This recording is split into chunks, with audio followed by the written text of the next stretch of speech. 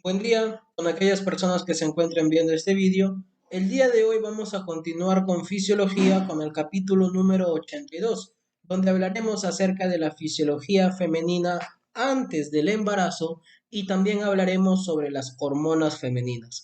Recuerden suscribirse, activen la campana para que les lleguen las notificaciones de los siguientes vídeos. Dejen su me gusta en caso que les agrade la ponencia y recuerden que todas las diapositivas que les presento están a su disposición en mi perfil de Udox. Lo único que tienen que hacer es darle clic al link que está en la descripción y eso los va a enviar directamente hacia mi perfil. Mi nombre es Fuentes Juárez Christopher Luis y sin más preámbulos, iniciemos con el tema. Vamos a iniciar hablando o solamente mencionando los componentes más importantes que tienen el aparato reproductor femenino. Definitivamente el más importante es el ovario, ¿no? Porque va a ser el lugar donde se van a desarrollar los óvulos. También encontramos a las trompas de falopio que van a conectar el ovario con el útero, que es otro componente del aparato reproductor femenino. Y también está el cervix junto con la vagina. ¿Correcto? Esos son los componentes principales del aparato reproductor femenino. Ahora, hablemos cómo es que se forman estos óvulos, ¿no? Así como mencionamos el capítulo anterior, cómo se forman los espermatozoides, que es un proceso llamado espermatogenia. También existe un proceso que se forman los óvulos, que se le llama ovogenia. Bien, y esta ovogenia está acompañado de un desarrollo folicular, de un desarrollo de folículos, que es algo que ocurre en los ovarios, tal cual como podemos ver en la imagen de acá. Entonces, ¿cómo inicia todo este proceso de ovogenia? Lo primero es a nivel de la vida fetal, a nivel del embrión. Lo que sucede es que en el desarrollo embrionario, específicamente en el endodermo dorsal del saco vitelino, vamos a encontrar a las células germinales primordiales. Bien, esta célula germinal primordial va a migrar desde el endodermo dorsal del saco vitelino y se va a dirigir hasta la superficie externa del ovario. Y en todo ese trayecto de migración, en todo ese transporte, las células germinales primordiales se van a ir dividiendo repetidamente a través de una división celular que se le conoce como mitosis. Bien, cuando son células germinales primordiales, se dividen por mitosis. Cuando se encuentran en la superficie externa del ovario, lo que hacen es migrar hacia el interior de la corteza ovárica, hacia adentro, como quien dice, del ovario, para que allí se conviertan de células germinales primordiales y tengamos las ovogonias, también llamados óvulos primordiales. Y a estas ovogonias, a estos óvulos primordiales, tal cual como podemos ver aquí, se le va a agregar una única capa de células, bien, que son unas células con características epiteliales que van a funcionar sobre todo como un tejido de sostén que se les conoce como células de la granulosa. Entonces, cuando una ovogonia, cuando un óvulo primordial es rodeado por estas células de la granulosa, en conjunto le vamos a conocer como folículo primordial, ¿correcto? Luego, cuando la mujer se encuentra en el quinto mes del desarrollo, va a cesar la mitosis. Ya no se van a dividir por un proceso de mitosis. Bien, de tal manera que cuando la recién nacida, ¿no? Cuando la bebé nace, en otras palabras, cada ovario de la mujer va a tener entre 1 a 2 millones de ovocitos primarios. En el momento del nacimiento, estos ovocitos primordiales pasan a denominarse ovocitos primarios. Y son estos ovocitos primarios los que entran en la división meiótica. Recuerden que la meiosis son para las células sexuales, espermatozoides y óvulos, ovocitos. Entonces, cuando se convierte en un ovocito primario, es donde recién ingresa en una fase de meiosis, en una división meiótica, y eso es en el momento del nacimiento. Sin embargo, el ovocito primario frena, pausa su división meiótica en la profase 1, ¿correcto? En la profase 1. ¿Hasta cuándo? hasta que esta bebé, hasta que esta recién nacida ya tenga la pubertad, se encuentre aproximadamente entre 10 a 14 años. ¿Qué va a ocurrir en la pubertad? Este ovocito primario que estaba frenado en la profase 1 va a completar su primera división meiótica. Recuerden que la meiosis se diferencia de la mitosis porque la meiosis tiene doble división. Entonces, cuando la mujer, o la niña en este caso, ¿no? Puberta, llega a la edad de entre 10 a 14 años, se completa esta primera división meiótica y el ovocito primario se va a dividir en un primer cuerpo polar, que es este de aquí, que simplemente se degenera, no sirve para nada, pero el otro componente es el ovocito secundario, que es este de acá. Este ovocito secundario, bien, va a entrar en una segunda división meiótica, pero que también va a frenar, también se va a pausar, en este caso en la metafase 2. Bien, este ovocito secundario frenado en la metafase 2 es el que finalmente va a ser liberado durante la ovulación. Va a ser liberado cada mes en el ciclo menstrual, como veremos más adelante. Bien, entonces se libera, como vemos aquí en la imagen, el ovocito secundario, y si este ovocito secundario llega a ser fecundado por un espermatozoide, es allí donde se va a completar la segunda división meiótica, los cuales van a dar un segundo cuerpo polar, que al igual que el primer cuerpo polar, simplemente se degenera, porque no sirve para nada, y el otro resultante es el ovocito fecundado, bien, el ovocito fecundado, que también le conocemos como cigoto, ¿correcto? Ahora, en la pubertad, bien, en la pubertad, los ovarios solamente van a tener 300.000 ovocitos. Bien, fíjense cómo en el nacimiento tenían de 1 a 2 millones de ovocitos primarios, pero cuando llega a la pubertad tan solamente se reduce a 300.000 ovocitos. Y de esta enorme cantidad que aún sigue siendo de células sexuales, de ovocitos, solamente 400 a 500 ovocitos van a desarrollarse lo suficiente en folículos para poder ser expulsados mediante la ovulación. ¿Bien? Se va liberando normalmente un ovocito secundario cada mes, que es justamente el ciclo menstrual, el ciclo mensual, el ciclo sexual femenino. Bien, mientras que el resto de cientos de miles de ovocitos simplemente se degeneran por un proceso llamado atresia. Entonces, fíjense cómo es que de los 1 a 2 millones de ovocitos con los que nace una mujer, tan solamente 400 a 500 llegan a ser lo suficientemente maduros para utilizarse en caso de la fecundación, ¿no? Uno se va liberando cada mes con cada ciclo ovárico, con cada ciclo menstrual, como ustedes le llamen, ¿correcto? Bien. Ahora, hablemos sobre el sistema hormonal femenino. Este sistema básicamente consta de 3 grupos de hormonas. Bien, la cuestión es que estos grupos de hormonas se van secretando y se van liberando a ritmos distintos, tal cual como podemos ver en la imagen de acá. ¿Bien? ¿Y qué va a depender de estos ritmos? Va a depender de las diferentes partes del ciclo sexual femenino mensual. ¿Cuáles son estos 3 grupos de hormonas? Tenemos las hormonas o la hormona liberadora de gonadotropina, también llamado gonadoliberina, que ya sabemos que es sintetizado y secretado por el hipotálamo. El segundo grupo de hormonas son las de la hipófisis, específicamente de la adenohipófisis, que son tanto la folículo estimulante, que es esta curva roja que podemos ver aquí, y también la luteinizante, que es esta curva azul que podemos ver acá. Y el tercer grupo de hormonas son las hormonas ováricas, como su mismo nombre dice, sintetizados y secretados por los ovarios, donde tenemos a los estrógenos, que es esta línea roja que vemos acá, y a la progesterona, que es esta línea azul que les estoy señalando aquí.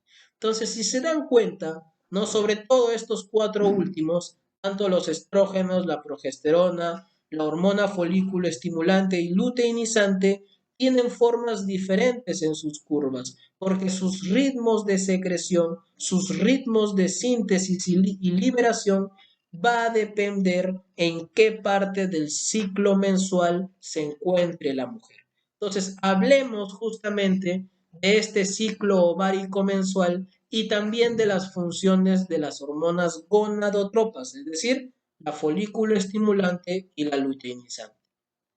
Para esto, mencionemos primero que el ciclo sexual mensual femenino, o simplemente llamado ciclo menstrual, tiene una duración promedio de 28 días, ¿no? Una vez cada mes suele ser lo usual. Sin embargo, este ciclo menstrual puede ser de tan solamente 20 días o incluso puede extenderse a 45 días. Pero eso sí, bien, si un ciclo menstrual está por debajo de los 20 días, o está por encima de los 45 días, eso ya se consideran ciclos irregulares y es un tipo de hemorragia uterina normal que es el motivo de consulta más frecuente para los ginecólogos obstetras o de los más frecuentes, ¿no? Junto con las infecciones. Ahora bien, las alteraciones de este ciclo menstrual van a depender por completo de las hormonas gonadotropas, que ya sabemos que es la folículo estimulante y la luteinizante. Y ya sabemos también que estas hormonas gonadotropas, al igual que en el varón, comienzan a secretarse, comienzan a liberarse por la hipófisis en la pubertad, bien que es entre los 9 a 12 años en el caso de las mujeres. Ahí, entre los 9 a 12 años, inicia la secreción de las hormonas gonadotropas, pero no es hasta entre los 11 a 15 años donde se da el primer ciclo sexual mensual. ¿Correcto? Bien. Ahora, hablemos sobre este ciclo ovárico, ¿no? Que justamente lo podemos explicar bastante bien con este ovario que vemos aquí. Lo que ya sabemos es que en la recién nacida, cada óvulo, bien, cada óvulo, que en este caso es un ovocito primario, es rodeado por una sola capa de células de la granulosa, ¿cierto? Que es exactamente el que señalamos aquí. Este de aquí, que es el folículo primordial en conjunto, lo encontramos acá, bien, está en la recién nacida. Durante la niñez, antes de que se secreten estas hormonas gonadotropas, estas células de la granulosa, bien esta única capa de células de la granulosa, se encargan de nutrir al óvulo y también sintetizan y secretan un factor inhibidor de la maduración del ovocito. Pero cuando una mujer llega a la pubertad y comienza a secretar la hormona foliculoestimulante y luteinizante, se inhibe este factor inhibidor de la maduración del ovocito. Por lo tanto, los folículos comienzan a desarrollarse. Bien, se desarrolla el crecimiento del propio óvulo y se agregan nuevas capas de células de la granulosa, tal cual como vemos acá, ¿no? Vamos a hacer un acercamiento y fíjense cómo este folículo primordial, que es el óvulo y una sola capa de células de la granulosa, se convierte en un folículo primario. Bien, pasa de folículo primordial a un folículo primario, donde el óvulo ya es de mayor tamaño y sobre todo se van agregando mayor cantidad de capas de células de la granulosa. Bien, y esto es por acción principalmente de la hormona folículo estimulante. Bien, tanto así que pocos días al comienzo de cada ciclo sexual mensual femenino, tanto la hormona folículo estimulante y luteinizante aumentan moderadamente, sobre todo la hormona folículo estimulante. Es algo que podemos ver en este gráfico de acá, ¿no? Fíjense cómo en los primeros días, sobre todo la hormona folículo estimulante aumenta en concentración. La luteinizante también, pero no tanto en comparación a la hormona folículo estimulante en los primeros días de cada ciclo menstrual.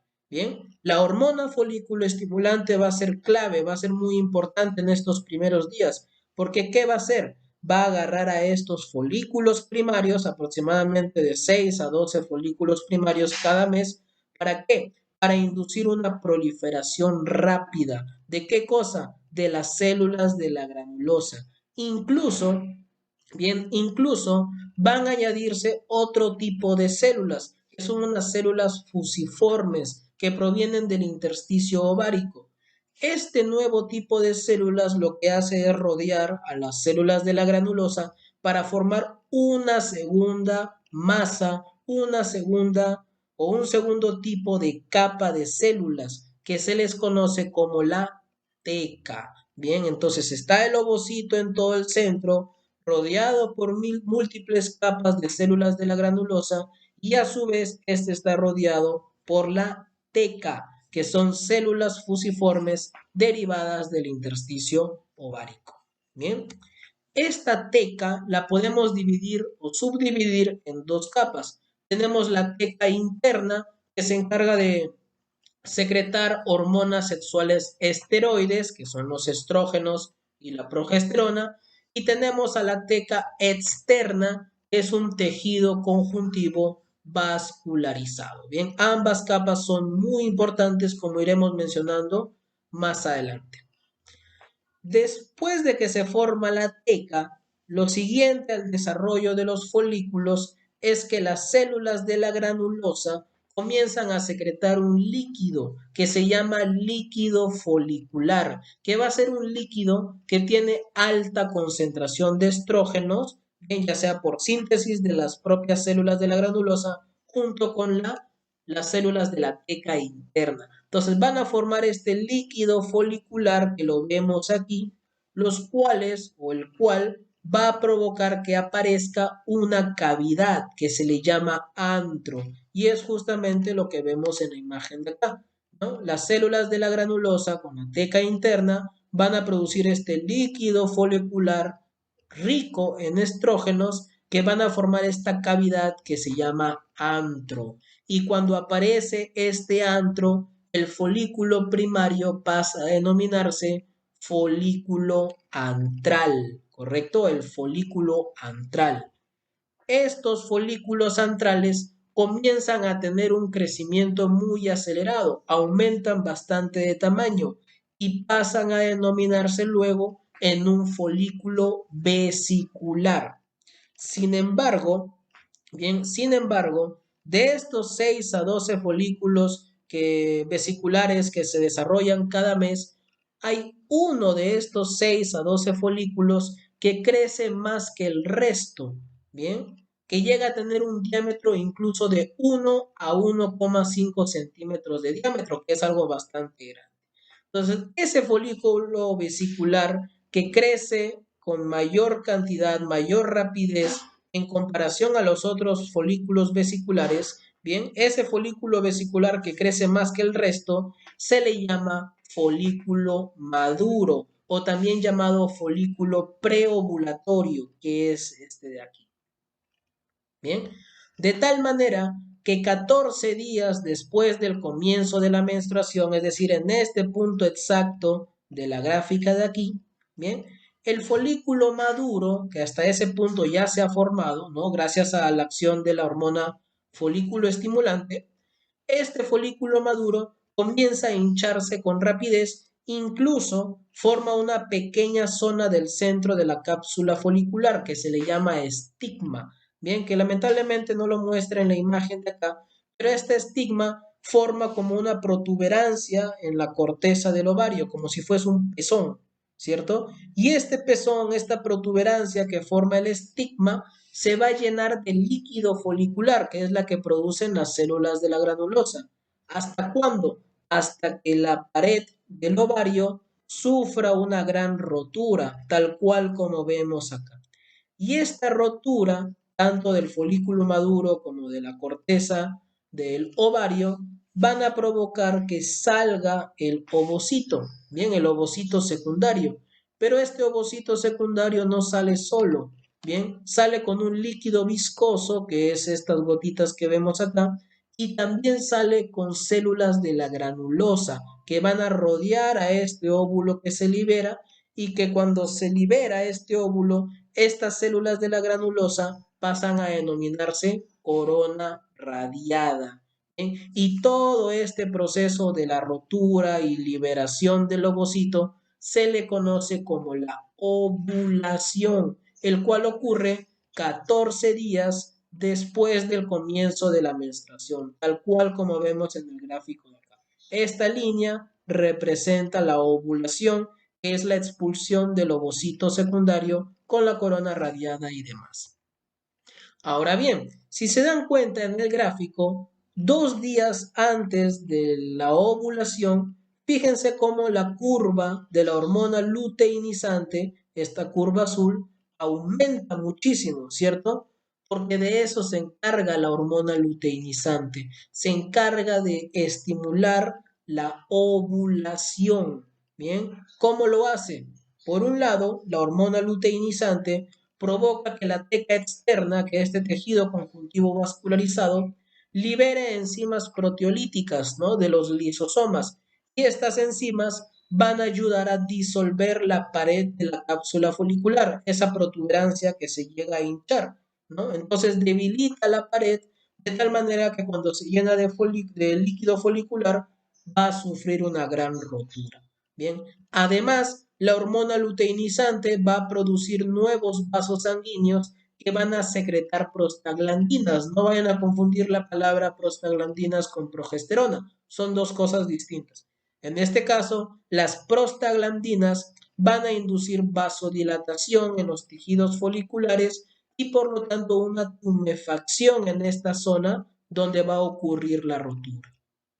De esta manera, podemos decir que la hormona luteinizante, por estas dos grandes acciones, van a provocar la rotura del folículo maduro, la rotura de la superficie del ovario y por lo tanto que se libere el ovocito, es decir, que ocurra la ovulación.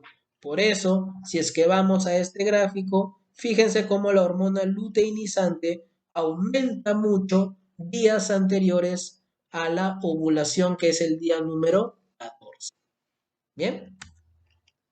Muy bien. Ahora, la hormona luteinizante, su función más importante, sabemos que es la ovulación, pero no es la única función que tiene. Bien, la hormona luteinizante también se encarga de aquellas células de la granulosa y aquellas células de la teca interna que permanecen en el ovario, es decir, estos de acá. Bien, ¿qué va a provocar la hormona luteinizante con estas células? Van a hacer que se conviertan en células luteínicas. De ahí proviene el nombre, hormona luteinizante, de provocar las células luteínicas. Estas células, que ahora son las luteínicas, aumentan su tamaño, aumentan su diámetro y además se llenan de inclusiones lipídicas, es decir, se llenan de lípidos. Por ese motivo, si se fijan en esta imagen de aquí, vemos que las células de la granulosa y de la teca interna, que ahora son células luteínicas, se encuentran de mayor tamaño, tienen un aspecto amarillento, ¿no? Por estas inclusiones lipídicas. Y todo este proceso de conversión, ¿no?, de pasar de ser células de la granulosa y de la teca interna a ser células luteínicas, se le llama luteinización. Y cuando ocurre esto, el folículo pasa a denominarse cuerpo lúteo. Bien, y todo esto está estimulado por la hormona luteinizante, la formación del cuerpo lúteo. Bien, además de todo esto, en el centro, si se dan cuenta, está bastante rojo.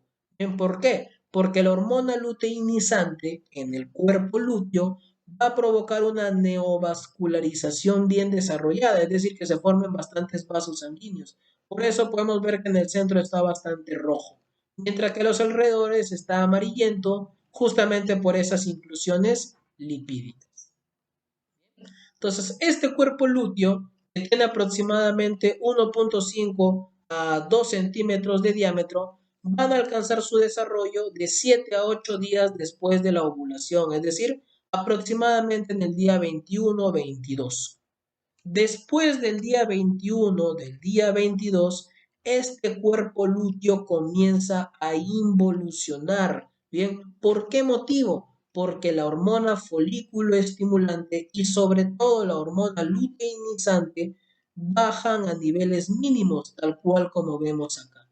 Entonces ya no hay manera que se mantenga viva, por así decirlo, el cuerpo lúteo. Y por lo tanto, este cuerpo lúteo comienza a involucionar, comienza a perder su función secretora. Fíjense cómo aquí se hace cada vez más pequeño, más delgado.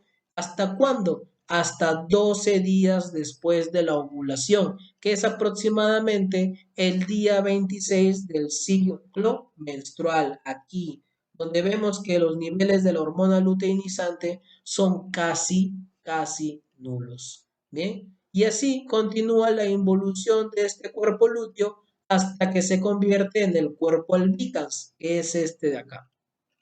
Semanas después, este cuerpo albicans es sustituido por tejido conjuntivo y después de meses, este cuerpo albicans, este tejido conjuntivo, se reabsorbe y desaparece. Entonces, todo eso es el ciclo ovárico. Es muy importante que recuerden la diferencia de la hormona folículo estimulante y de la hormona luteinizante. Por un lado, la hormona folículo estimulante es importante en la primera mitad del ciclo menstrual. Por eso vemos que del día 14 para atrás, la hormona folículo estimulante es la que está en mayor concentración, porque se va a encargar de que el folículo primario tenga crecimiento, desarrollo, maduración, hasta que se forme el folículo maduro.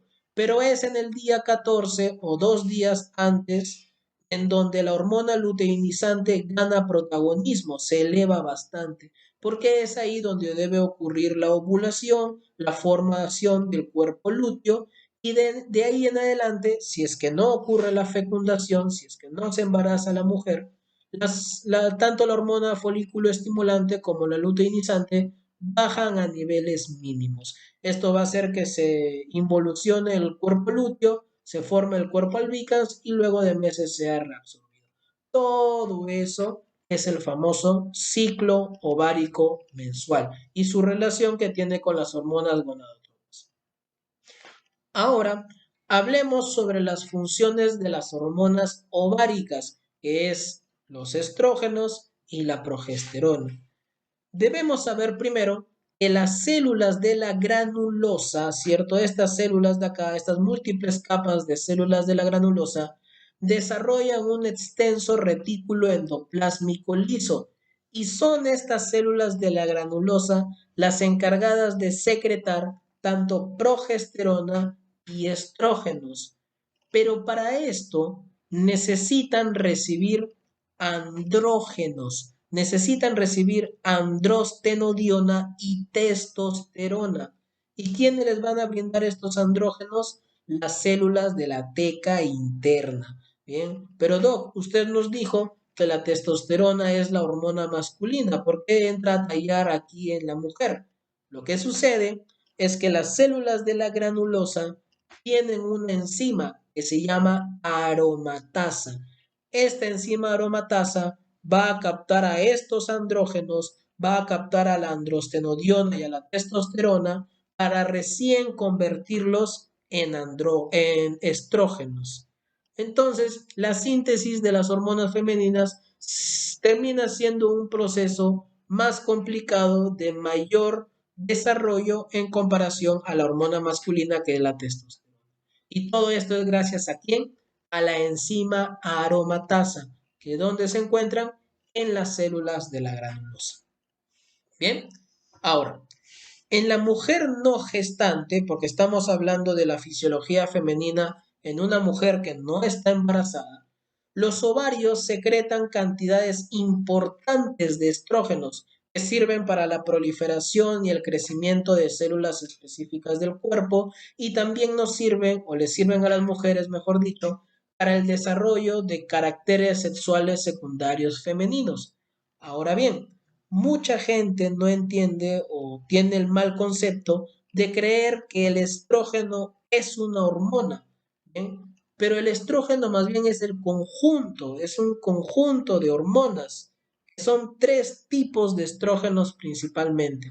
Tenemos el beta-estradiol, que definitivamente es el más importante, el que tiene mayor potencia estrogénica. Luego tenemos el estrógeno llamado estrona y finalmente al estriol, que es el que prácticamente no tiene actividad estrogénica. Bien, entonces existen tres tipos de estrógenos en una mujer no gestante.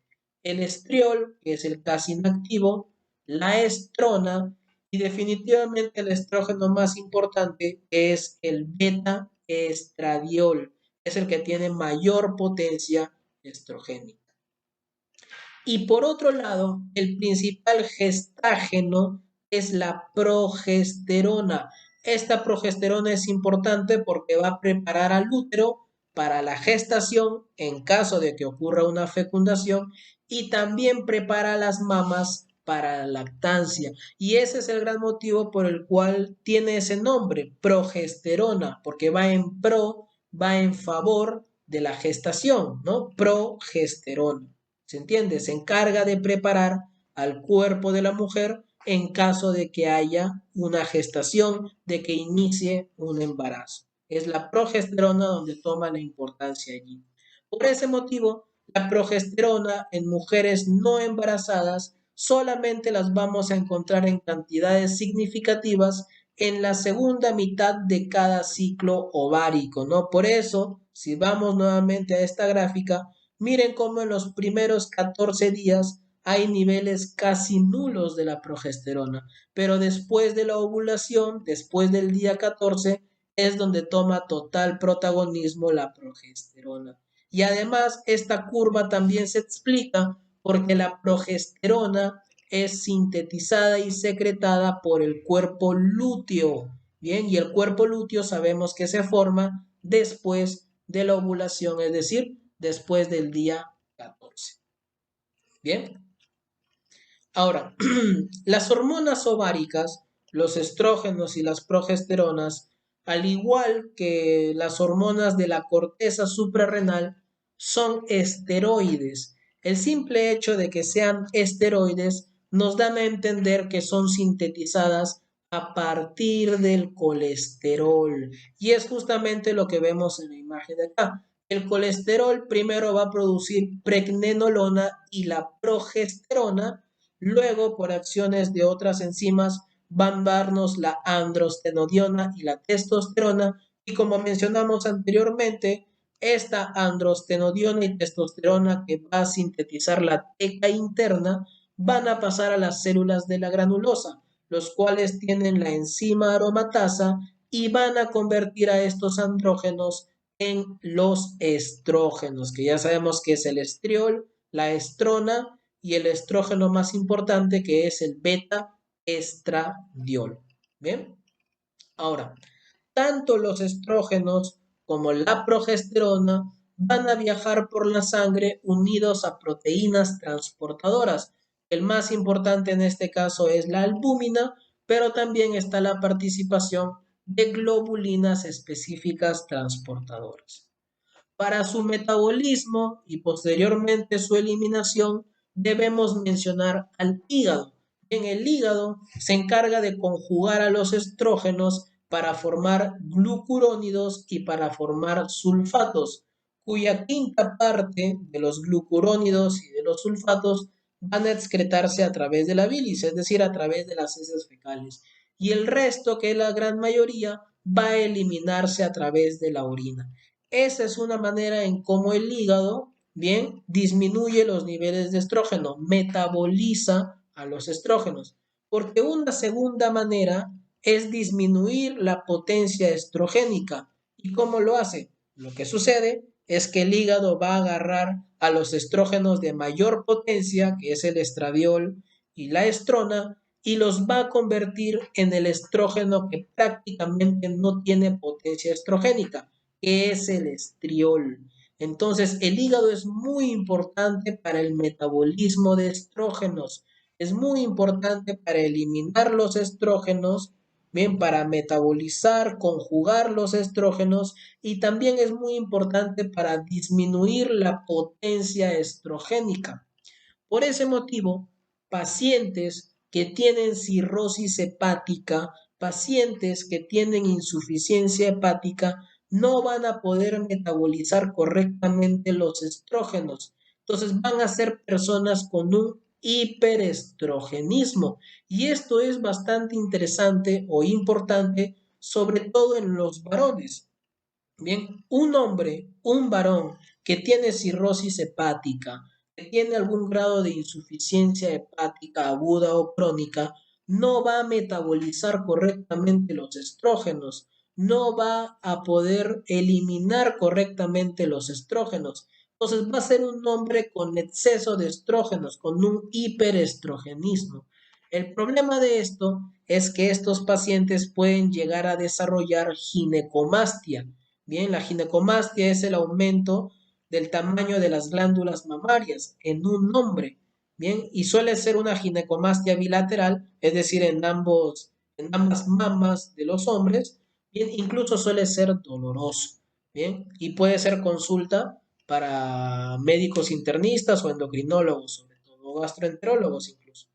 Entonces, paciente varón que llega con una ginecomastia bilateral dolorosa, bien, y sobre todo si tiene algunos antecedentes de alcoholismo y tal, siempre hay que sospechar de algún problema en el hígado, bien, de un hiperestrogenismo, porque el hígado no metaboliza, no conjuga ni elimina el exceso de estrógenos en un varón, ¿correcto? Además, el hígado también se encarga de metabolizar a la progesterona, la convierte en pregnandiol, bien, que es básicamente una hormona que no tiene ningún efecto gestágeno. Entonces, el hígado es muy importante para el metabolismo tanto de los estrógenos como también de los gestágenos. ¿Correcto? Muy bien. Ahora, hablemos de las funciones específicas que tienen los estrógenos en la mujer. Por un lado, los estrógenos aumentan el tamaño de los ovarios, aumentan el tamaño de las trompas de falopio, del útero y también de la vagina. Los estrógenos también son capaces de aumentar el tamaño y el depósito de grasa de los genitales externos de la mujer, como el monte de Venus, los labios mayores, los labios menores. Los estrógenos también transforman el epitelio vaginal, que pasa de ser de cúbico a estratificado. Y esta conversión es muy importante en la mujer, porque el hecho de tener un epitelio vaginal estratificado le va a brindar mayor resistencia a traumatismos o a infecciones. Incluso en aquellas mujeres, sobre todo niñas, que tienen infecciones vaginales recurrentes, estas pueden curarse con la simple administración tópica de estrógenos, porque va a acelerar este proceso de cambiar el epitelio vaginal de cúbico a estratificado, ¿no? Por lo tanto, mayor resistencia a traumatismos e infecciones. Entonces, muchos profesionales de la salud, muchos médicos suelen darle a estas pacientes que sufren de infecciones vaginales recurrentes puros y puros antibióticos, y a veces se olvidan de que si le dan estrógenos pueden ayudarla bastante o incluso curarlas de estas infecciones vaginales. Bien, por este motivo fisiológico que podemos encontrar acá. Otras funciones específicas de los estrógenos es que hay una proliferación del estroma endometrial, desarrollo de glándulas endometriales con el fin de colaborar para la nutrición del óvulo implantado en caso de que ocurra la fecundación.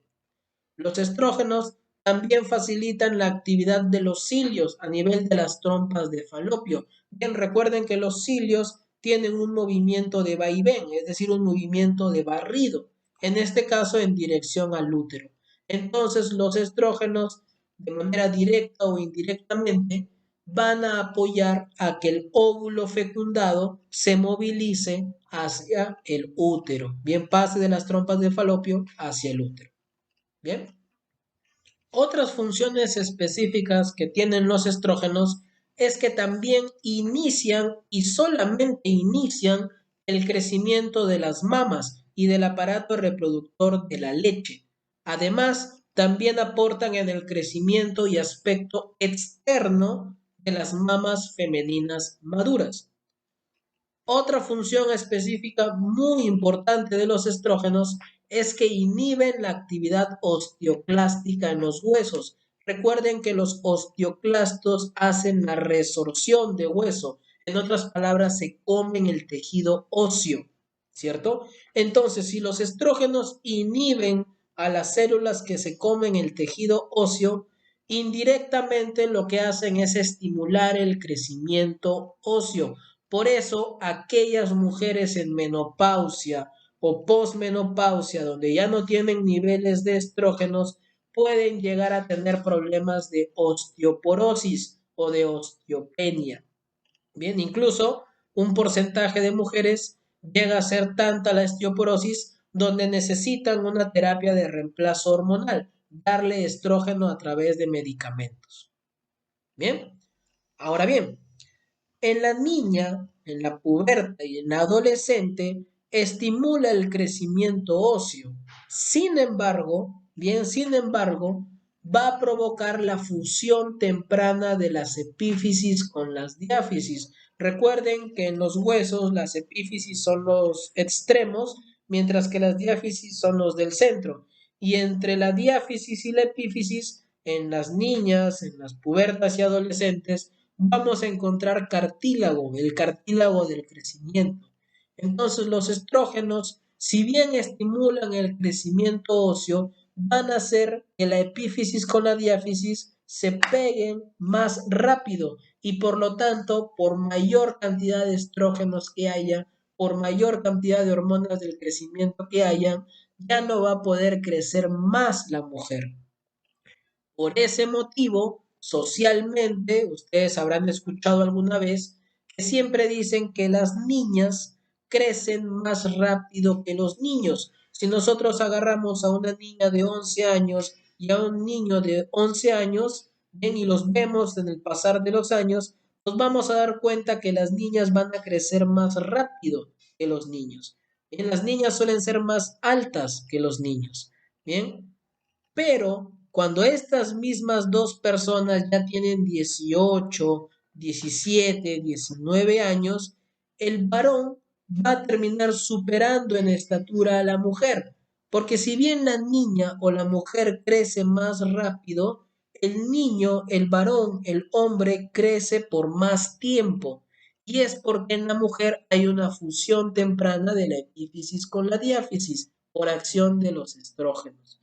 ¿Bien? Por ese motivo se ve este gran cambio. La niña es más alta que el niño, pero el adolescente es más alto que la adolescente. Y justamente se explica por este motivo. Bien, otra función específica de los estrógenos es que hay un ligero aumento de las proteínas totales del organismo y también del índice del metabolismo corporal, igual que la testosterona en el varón. Los estrógenos aumentan el depósito de grasa en los tejidos subcutáneos, por eso su piel es como que más blanda, y además también aumentan el depósito de grasa en zonas específicas de la mujer, como en las nalgas o en los muslos.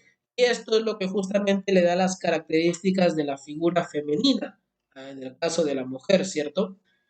Los estrógenos también brindan a la piel una textura blanda, por eso la piel de la mujer, aparte de ser más blanda, también es más suave en comparación con el varón. También los estrógenos aumentan la vascularización en la piel. Esto hace que la mujer normalmente tenga un aumento de temperatura cutánea y una hemorragia más intensa cuando se cortan en comparación con el varón. Esas son las funciones específicas de los estrógenos. Las funciones específicas de la progesterona ya sabemos que es ir en pro, es ir en favor de la gestación. Bien, ¿cuáles son estas funciones? Generan la promoción de la capacidad secretora del endometrio uterino, sobre todo en la segunda mitad del ciclo sexual femenino mensual. En otras palabras, la progesterona prepara al útero en caso de que haya una implantación del óvulo fecundado, ¿no? En caso de que haya una fecundación. La progesterona También reduce la frecuencia e intensidad de las contracciones uterinas. Bien, esto va a evitar la expulsión del óvulo implantado. Es decir, que la progesterona, bien, la progesterona disminuye el riesgo de abortos en el caso de una mujer en las primeras semanas de gestación. Otra función de la progesterona es que promueve la secreción en el revestimiento mucoso de las trompas de falopio, es decir, que va nutriendo al óvulo que ya está fecundado en la trompa de falopio, ¿no? Mientras que va recorriendo hacia el útero. La progesterona también se encarga del desarrollo de los lobulillos y de los alvéolos mamarios, ¿no? Tanto para su proliferación, para el aumento del tamaño y para adquirir carácter secretor. Ahora, no se vayan a confundir. Una cosa es que las mamas femeninas adquieran carácter secretor y otra cosa es que estimulen la secreción de leche. Bien, son cosas muy distintas. ¿No? Que suelen confundirse bastante. Entonces, hay que entender muy bien cómo es que los estrógenos, la progesterona y la prolactina, bien, actúan a nivel de las mamas femeninas. Por un lado, los estrógenos es para el inicio del crecimiento de las mamas y el aparato reproductor de leche y para su aspecto externo. La progesterona es para el desarrollo de lobulillos, de alvéolos mamarios y que las mamas femeninas adquieran un carácter secretor, pero es la prolactina quien finalmente va a inducir a las mamas femeninas a que secreten leche.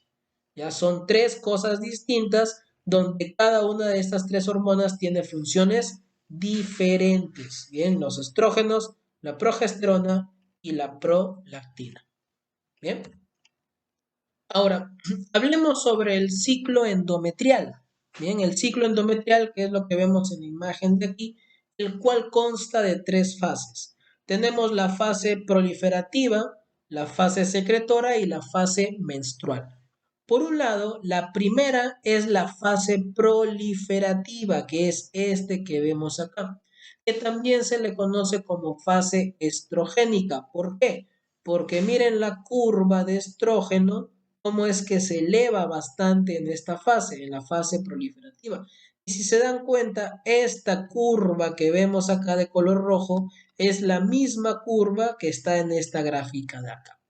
¿Bien? Entonces, en la fase proliferativa, bien, lo que vamos a encontrar al inicio es una fina capa de estroma endometrial, que es solamente esto de aquí, y una única célula epitelial, una única capa de células epiteliales. Entonces, por acción y por influencia de los estrógenos, sobre todo del beta-estradiol, este endometrio comienza a proliferar rápidamente. ¿Hasta cuándo?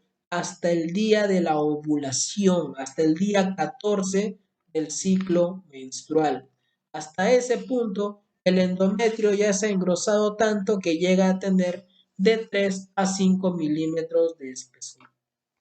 Además, cerca de la ovulación, glándulas endometriales que están cerca del cuello uterino, cerca del cérvix, bien, las glándulas endometriales cervicales secretan un moco que es poco denso, un moco filante, bien, que incluso suele ser signos para saber que la mujer, o para que la mujer sepa en todo caso, que se encuentra en ovulación, ¿no? Es como un moquito poco denso, filante, que se produce justamente cerca de la ovulación y que se encarga o va a ayudar para guiar a los espermatozoides en dirección adecuada, es decir, desde la vagina hacia el útero.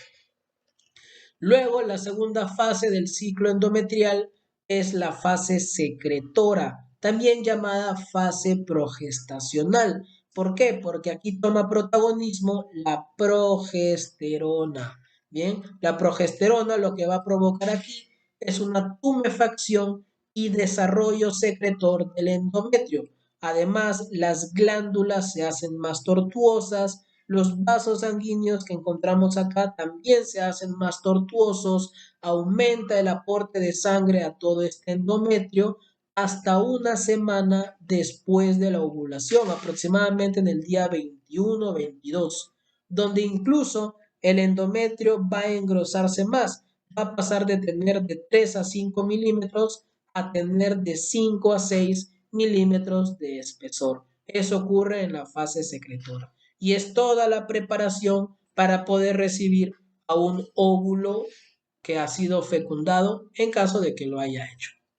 En caso de que no ocurra fecundación, va a pasar a una tercera fase, que es la fase menstrual. Bien, en la fase menstrual ya los niveles de progesterona, de estrógenos, ¿no? Disminuyen tanto, los niveles de hormona luteinizante también disminuyen tanto, bien, porque no ha ocurrido la fecundación, y eso hace que el cuerpo lúteo involucione, ¿cierto? Y si es que el cuerpo lúteo involuciona, los niveles de estrógeno y sobre todo los niveles de progesterona van a disminuir bastante. Esto lo que va a provocar en el endometrio es una involución. Bien, hay una involución del endometrio, hay un vasoespasmo por prostaglandinas de los tortuosos vasos sanguíneos y esto va a provocar la necrosis del endometrio. Bien, este endometrio que era rico en sangre, era rico en glándulas endometriales, sufren una necrosis. A esta necrosis se le van a sumar contracciones uterinas, ¿bien? Estas contracciones uterinas que suelen presentar la mujer dolor, ¿no? Son los cólicos, los famosos cólicos de la menstruación, van a descamar a este endometrio que ya está necrosado, ¿bien? Junto con sangre y tal, y los va a expulsar hacia la vagina. Y esa es la famosa menstruación, la regla, el andrés, como ustedes lo conozcan. Bien, porque el tejido necrosado del endometrio ha sido descamado por las contracciones uterinas y todo ese acúmulo con sangre se expulsa hacia la vagina. Bien, ¿cuánto es la cantidad? Se cree que en promedio es 40 mililitros de sangre y 35 mililitros de líquido seroso. Bien, y toda esta sangre, todo este contenido de la menstruación, al menos en esos niveles de mililitros, es totalmente líquido. Bien, no hay coágulos. ¿Por qué? Porque el tejido necrótico del endometrio contiene fibrinolicina, lo que va a evitar, bien, que la sangre que se encuentra en la menstruación se coagule. Ahora bien, van a haber ciclos sexuales, van a haber ciclos menstruales, mejor dicho, donde la cantidad de sangre que se expulsa está por encima de la capacidad de la fibrinolicina de anticoagular. Por lo tanto, en algunos meses, no en todos, evidentemente, la mujer puede llegar a menstruar ciertos coágulos de sangre y es algo fisiológico y es algo normal.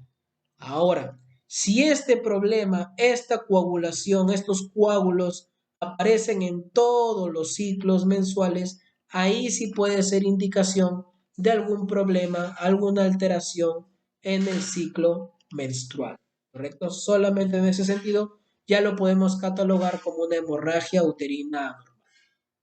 Bien, entonces, después de 4 a 7 días desde que ha iniciado la menstruación, la sangre o la pérdida de sangre simplemente frena. Bien, cesa la pérdida de sangre. ¿Por qué? Porque el endometrio ya se ha revitalizado. Bien, ya no puede eliminarse más sangre porque, como quien dice, se ha cerrado el vasoespasmo de los vasos sanguíneos y por lo tanto no hay mayor eliminación. Bien, ahora, otra cosa también bastante importante es que en la menstruación, aparte de tejido necrótico y aparte de sangre y de fibrinolicina, también se liberan grandes cantidades de leucocitos, de glóbulos blancos. A eso nosotros le llamamos leucorrea. ¿Bien? Y el hecho de que la menstruación, el hecho de que la sangre que se expulsa en la menstruación tenga una enorme cantidad de glóbulos blancos, de leucocitos, le va a brindar al útero y sobre todo a la vagina de la mujer a que no sufran infecciones vaginales o infecciones uterinas, ¿bien? Porque recuerden que la sangre termina siendo como un tipo de caldo, como un tipo de cultivo, de sustrato para las bacterias que se encuentran normalmente tanto en el útero y sobre todo en la vagina. Entonces, el hecho de que hayan leucocitos en enorme cantidad en esta menstruación va a evitar, bien, que las bacterias provoquen una infección en la vagina cada mes, cada menstruación. Perfecto. Ahora, hablemos sobre la regulación del ritmo mensual femenino, ¿no? La interrelación que ocurre entre las hormonas ováricas, que es el estrógeno y la progesterona, con el hipotálamo y la hipófisis. Para esto, el primer dato muy interesante que ocurre en la mujer, en el varón también, pero sobre todo en la mujer, es que el sistema límbico transmite señales al hipotálamo, específicamente al núcleo infundibular, al núcleo arqueado del hipotálamo. ¿Por qué? Porque las señales del sistema límbico van a provocar que el hipotálamo secrete a la hormona liberadora de gonadotropina, que es este de aquí, pero de manera pulsátil. En el varón, la liberación de esta hormona hipotalámica es un poco más continua, pero en la mujer es más pulsátil, ¿bien? Y es pulsátil por el hecho de que el sistema límbico es el que modifica el hipotálamo para que sea de esa forma. Y recuerden ustedes que el sistema límbico, como hemos visto en capítulos anteriores en neurología, recuerden que el sistema límbico, la amígdala, el hipocampo y tal, está relacionado o es responsable de las emociones, de los sentimientos, de factores psicológicos. Bien, entonces está demostrado que con mayor intensidad, bien, los factores psicológicos modifican la función sexual en la mujer. En el varón también lo hacen, pero es con mayor intensidad en la mujer. Y eso es uno de los grandes motivos por lo cual socialmente, ¿bien? No es que hablo que sea en todos los casos, pero socialmente es conocido que la mujer ve a las relaciones sexuales, ve al coito, ¿bien? Ve al sexo, en otras palabras, con fines más emocionales, más sentimentales, que representen un lazo de amor, mientras que el varón, bien, también lo hace, pero no con tanta intensidad como lo hace la mujer. El varón socialmente suele ver el sexo más con funciones recreativas, que en comparación a la mujer que lo ve más sobre todo con fines sentimentales, con fines amorosos. Y es justamente por esta íntima relación que hay entre el sistema límbico, que se encarga de las emociones, de los sentimientos, con las funciones sexuales, ¿no? Es justamente por lo que se explica acá. Ahora, no se vayan a confundir. No quiero decir que en el nombre no le signifique nada el sexo con relación a los sentimientos, al amor y tal. También lo hace, pero está totalmente comprobado que es en la mujer donde es una íntima relación, donde es tan más, con mayor intensidad, esta relación entre el sistema límbico y las funciones sexuales. Bien, ahora, existe una oscilación de retroalimentación del sistema hipotalámico hipoficiario ovárico que se da en tres acontecimientos. Bien, en tres acontecimientos. El primero es después de la ovulación, es decir, en la fase secretora. Bien, la secreción posovulatoria de hormonas ováricas y una depresión de las gonadotropinas hipoficiarias. Es algo que ocurre entre la ovulación y el comienzo de la menstruación, es decir, en la fase secretora, donde el cuerpo lúteo secreta a la progesterona, como lo vemos acá, secreta a los estrógenos y también secreta inhibina. Y estos tres, sobre todo los estrógenos, van a tener una retroalimentación negativa tanto en el hipotálamo como también en la hipófisis. ¿Para qué?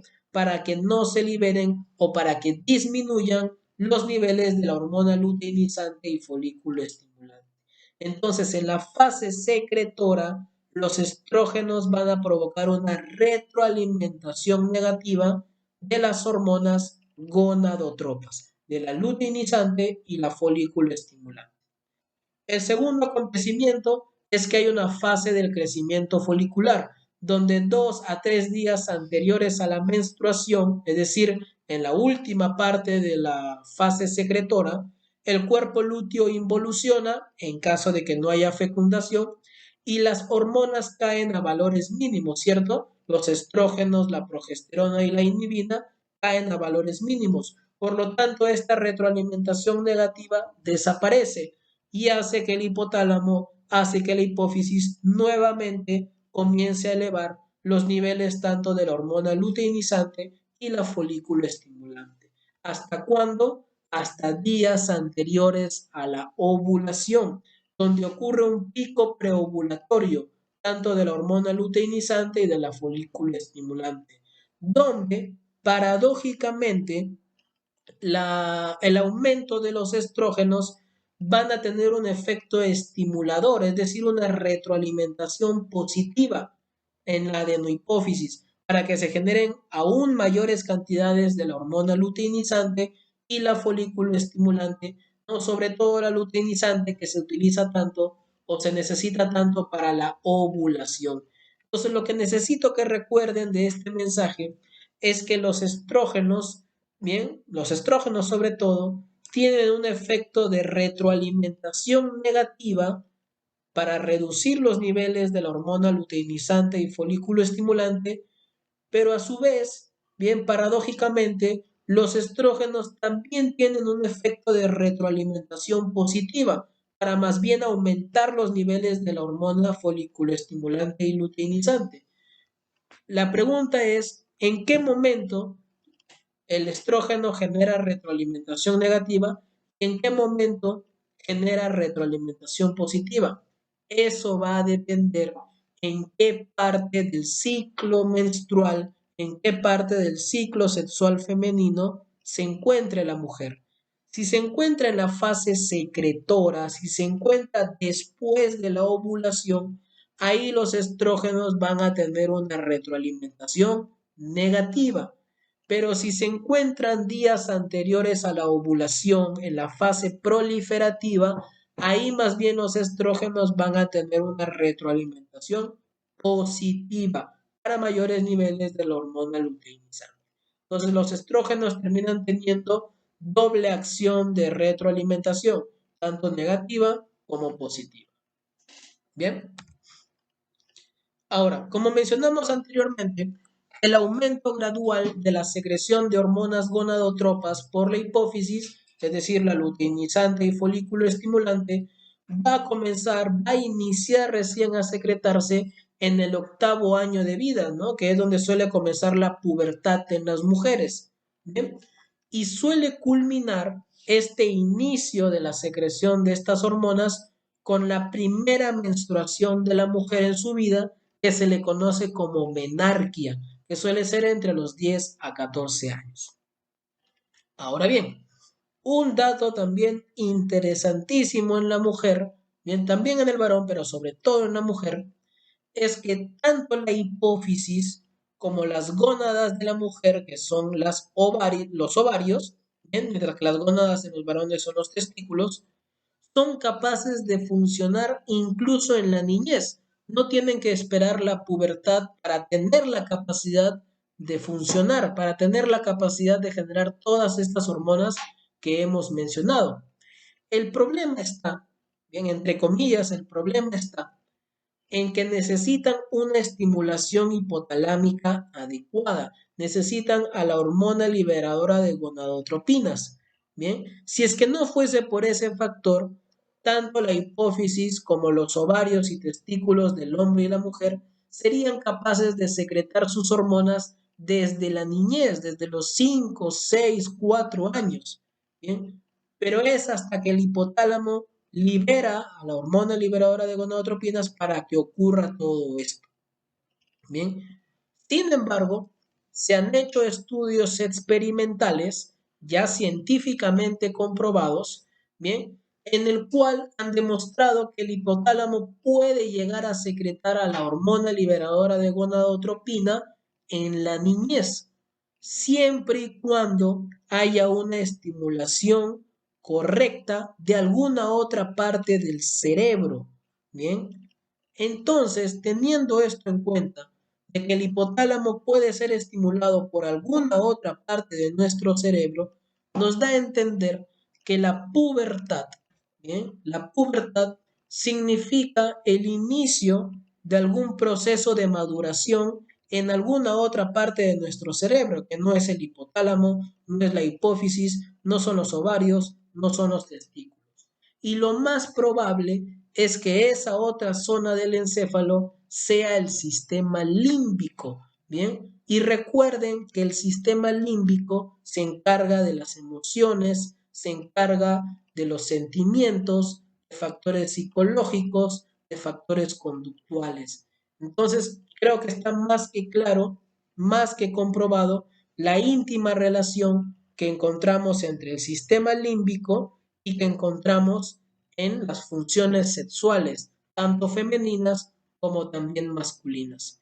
Y el hecho de que nuestro sistema límbico en la niñez no esté lo suficientemente maduro para estimular al hipotálamo, nos da a entender la inocencia del niño. Bien, un niño de 5, 4, 6 años no sabe nada sobre los sentimientos, sobre las emociones, sobre el gusto que pueda tener por otra persona, por el sexo opuesto en la mayoría de casos.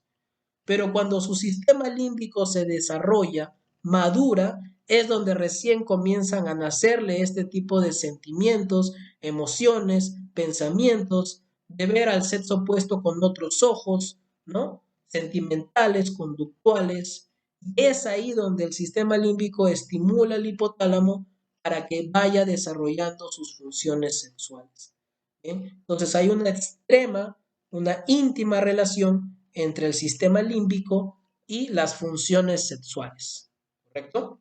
Y es por eso que, bueno, tal vez hoy por hoy no se vea tanto así, que el sexo definitivamente representa, como vuelvo y repito, representa sentimientos, representa emociones, representa conductas, factores psicológicos, ¿no? Por eso popularmente a las relaciones sexuales también se les dice, pues, hacer el amor, ¿no? Por ese lazo sentimental que representa.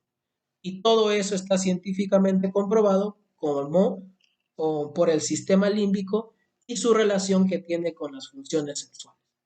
Bien, ahora, ya hablando más sobre la mujer. Entre los 40 a 50 años, los ciclos sexuales de la mujer comienzan a hacerse irregulares, ¿no? Y a partir de allí, las hormonas sexuales femeninas, sobre todo los estrógenos y la progesterona, comienzan a disminuir, tanto así que llegan a niveles ya casi nulos, ¿no? Entonces, cuando las hormonas sexuales femeninas, estrógeno, progesterona y los ciclos sexuales de la mujer se comienzan a hacer irregulares, es decir, la mujer está en un estado de menopausia, donde los ovarios prácticamente se han agotado. Entonces, la mujer que lleva toda su vida expuesta a estas hormonas, bien expuesta a estos ciclos sexuales cada mes que se va renovando, de un momento al otro ya no tienen estas hormonas, ya no tiene estrógenos, ya no tiene progesterona.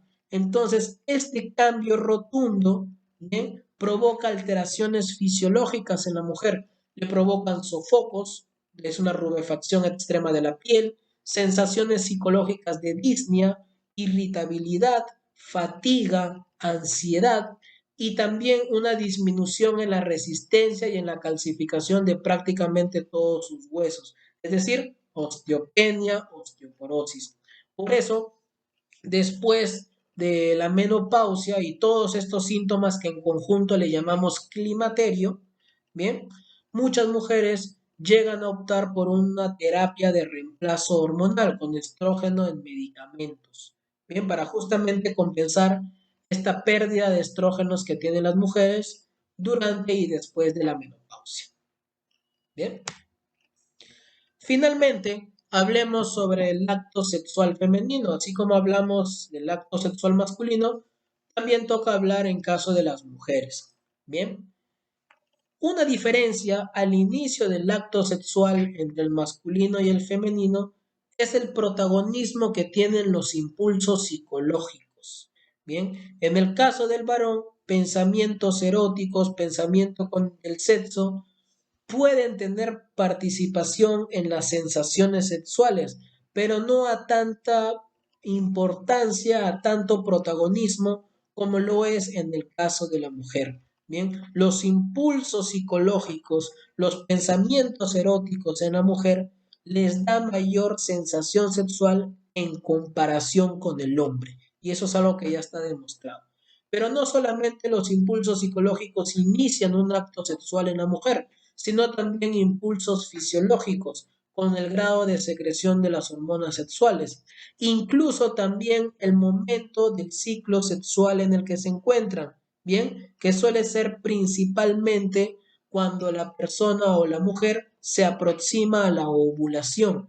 Entonces, impulsos psicológicos, impulsos fisiológicos no alterados y una mujer que se encuentra cerca de los días de la ovulación van a determinar un correcto y adecuado acto sexual femenino. Después de eso, evidentemente, la estimulación sexual local con masajes tanto en la vulva, vagina, regiones del perineo y otras más, les van a brindar sensaciones sexuales. Pero así como el varón tiene su zona de mayor sensación sexual, que es el glande del pene, la mujer también tiene su zona de mayor sensación sexual, que es el glande del clítoris, que es la zona que le va a brindar mayor cantidad de sensaciones sexuales, las cuales se transmiten a los segmentos sacros de la médula espinal a través del nervio pudendo y del plexo de sacro para que luego puedan transmitirse hacia el cerebro. Entonces, de esta manera, el cerebro interpreta estas sensaciones sexuales y brinda respuestas a través de señales parasimpáticas. Estas señales parasimpáticas van a llevar acetilcolina, óxido nítrico y el péptido intestinal vasoactivo, los cuales se van a transmitir desde el plexo sacro hacia los genitales externos a través de nervios erectores. ¿Con qué fin? Con el fin de que la acetilcolina, que el péptido intestinal vasoactivo y sobre todo que el óxido nítrico dilate las arterias de los tejidos eréctiles, porque así como el pene, que sus cuerpos cavernosos y esponjosos tienen tejido eréctil, la mujer también tiene tejido eréctil, las cuales van desde el introito y se extienden hasta el clítoris. Entonces, este tejido eréctil comienza a llenarse de sangre, al igual que el pene, ¿bien? Y comienza a tensarse, ¿bien? Durante el coito comienza a tensarse el introito, ¿bien? De tal manera que, como quien dice, el introito aprieta al pene durante el coito y eso brinda una mayor cantidad de sensaciones sexuales a través de masajes, ¿correcto? Incluso las señales parasimpáticas que se dirigen a los tejidos eréctiles de la mujer también se dirigen a los labios menores, porque debajo de los labios menores vamos a encontrar a las glándulas de Bartolino. Estas glándulas de Bartolino, ¿no? A través de las señales parasimpáticas, van a secretar moco hacia el introito y ese moco es el principal lubricante del sexo, es el principal lubricante del coito. Entonces, esas sensaciones de masaje durante la penetración, más la correcta lubricación por parte de las glándulas de Bartolino, le van a brindar sensaciones satisfactorias tanto al varón, bien, pero sobre todo a la mujer. De tal manera que cuando la estimulación sexual local alcanza una intensidad máxima y sobre todo esas sensaciones sexuales, esos masajes durante el coito que están correctamente lubricados, se acompañan de una mujer que está en condiciones adecuadas psicológicas. Bien, recuerden que la participación psicológica en la mujer en el acto sexual es muy importante, le va a brindar la capacidad de poder llegar al orgasmo, bien, al orgasmo femenino, al clímax femenino, bien, que en síntesis es bastante parecido a lo que ocurre en el varón. Lo que sí se puede diferenciar es que en el orgasmo femenino aumenta la motilidad del útero y de las trompas del falopio, lo que va a favorecer el transporte de los espermatozoides en sentido ascendente, ¿bien? A través del útero y hacia el óvulo, evidentemente. Incluso durante el orgasmo femenino también hay una dilatación del canal cervical, que va a ser en un periodo de 30 minutos, lo que también va a facilitar el ascenso de los espermatozoides. Además, durante el orgasmo femenino, los músculos perineales de la mujer se contraen rítmicamente y en la mujer, en el orgasmo femenino, hay una intensa tensión de prácticamente todos los músculos de su cuerpo, lo que va a provocar que cuando acaba el orgasmo femenino, toda esta tensión muscular de su cuerpo se relaja y eso provoca que la mujer tenga una sensación de satisfacción y una plácida relajación, ¿no? Que es justamente el placer de la mujer de su orgasmo femenino. Eso nosotros le llamamos la resolución. Y ahí es donde culmina el acto sexual femenino. Y bien, eso fue todo con respecto al capítulo de hoy. Recuerden que como referencia bibliográfica utilizo Fisiología Médica de Guyton. Recuerden suscribirse, activen la campana para que les lleguen las notificaciones de los próximos vídeos. Dejen su me gusta en caso que les agrade la ponencia. Y recuerden que todas las diapositivas que les presento están a su disposición en mi perfil de Udox. Lo único que tienen que hacer es darle clic al link que van a encontrar en la descripción y eso los va a enviar directamente hacia mi perfil. Nos vemos en el siguiente capítulo, que es el número 83, donde hablaremos de la fisiología del embarazo y también de la lactancia. Bien, y pues nada, espero que les haya agradado esta ponencia.